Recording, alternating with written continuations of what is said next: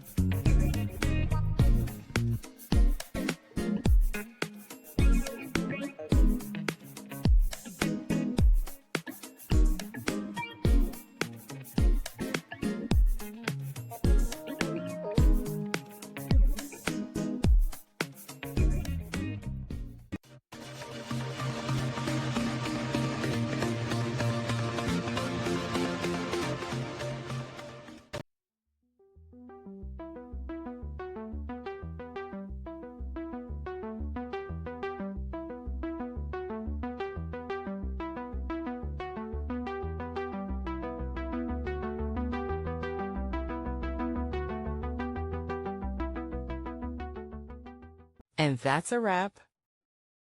I hope you found the answer you were looking for.